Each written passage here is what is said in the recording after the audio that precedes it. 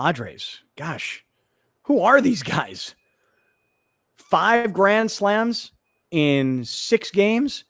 And Machado, $30 million. You expect it. Walk off. Tatis, best young talent in the major leagues. You expect it. And it turned into the whole 3-0 controversy, and it added to the legend. And you look at Hosmer, you go, okay, they went out and signed that guy, gave him big money. We're finally starting to see some returns from Hosmer. Will Myers, I mean, of all guys, Will Myers, part of the Grand Slam crew. But when Cronenworth hits one, you're like, yeah, because that's the guy who none of us even knew who he was coming into this season. And you root for a guy like this. This is one of these guys that if this were an NFL guy, you know who this guy would be? Ooh, that's a good question. I'll tell you who he'd be. Danny Woodhead. Yes, Danny Woodhead. Were you going to say Danny Woodhead? No, but he works just fine. Who were you going to say? Wes Welker. Julian Edelman.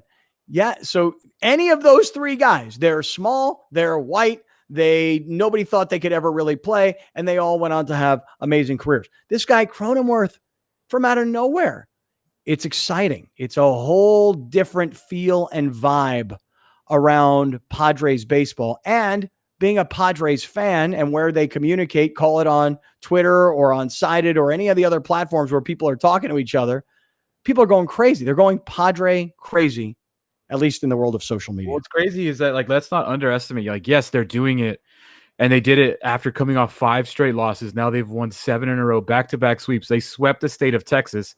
The Astros, though, are different than the Rangers because the Astros came in winning like 9 in a row, 8 in a row, and they beat the Astros. And they did yesterday against Zach Greinke, who's one of the game's top pitchers.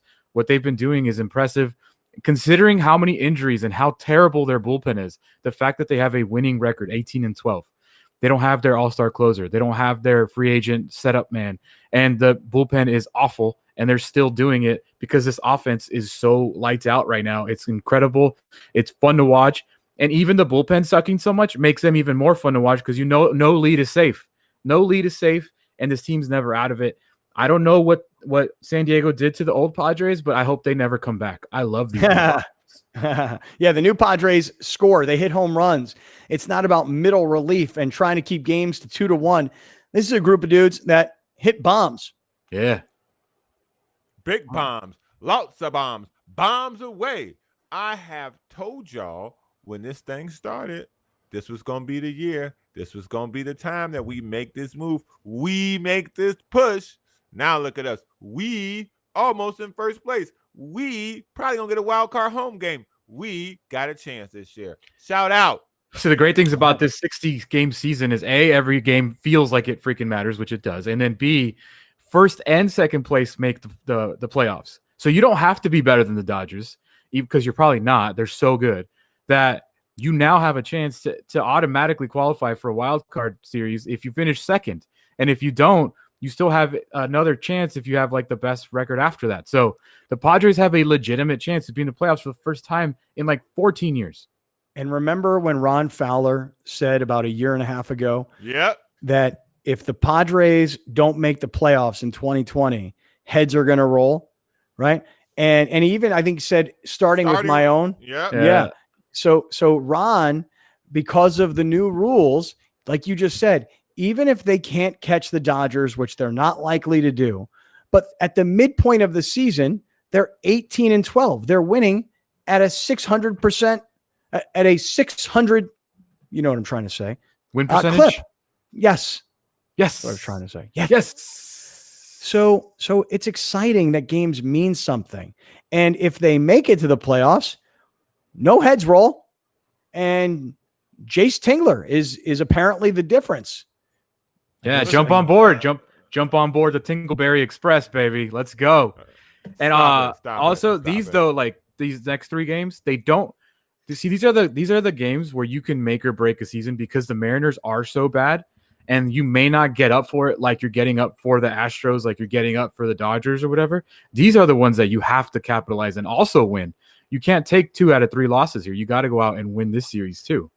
Does that happen in baseball? I feel like oftentimes baseball is such a one competing sport. Like it's you in the batter's box by yourself. So getting up for the Mariners should be no real different than getting up for the Astros because there's no one in the building. Like normally getting up means that there's energy, there's atmosphere. I think that's part of why they've played so well is because they're together moving the ship along. I think not having any fans has actually helped them clearly.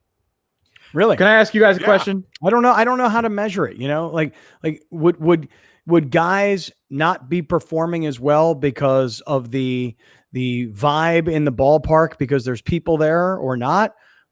Are you saying that because the Dodger fans didn't take over Petco that the Padres played better because they didn't hear Dodger fans cheering in their own stadium?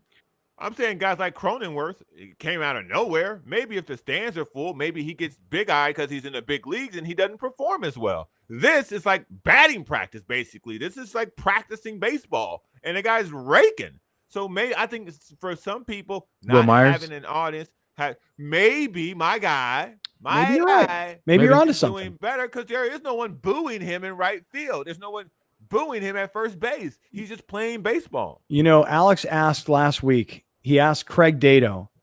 We were talking about Del Mar, and we were talking about the Pacific Classic this past weekend.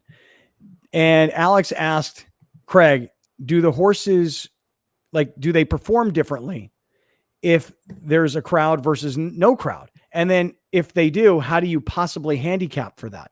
Like which horses love the fact that there's no people there to freak them out? And which horses are like, no, I definitely need the vibe and the energy of the fans cheering as I'm heading for home. You're saying, Browner, that the performance of a guy like Will Myers is because he's not feeling the pressure or the heat. He's not hearing the noise or the booing or the disappointment, or maybe he's not hearing the cheering and the accolades. You're saying that nobody there is making the game easier for him, or he's performing better because he doesn't feel the pressure of the fans. Is that what you're saying? I would argue in the case of Will Myers, no fans being there has allowed him to focus on actually hitting the baseball. In a baseball game, it's weird, man. There's so many down points. You can hear a lot playing baseball. Basketball, not the same. Football, not the same. Baseball, you can hear a lot. And to have all that taken out and to just focus on hitting the ball, focus on playing a game, I think he has absolutely been aided by that in a huge way. I never thought about it like that. Grande, you're the voice of reason.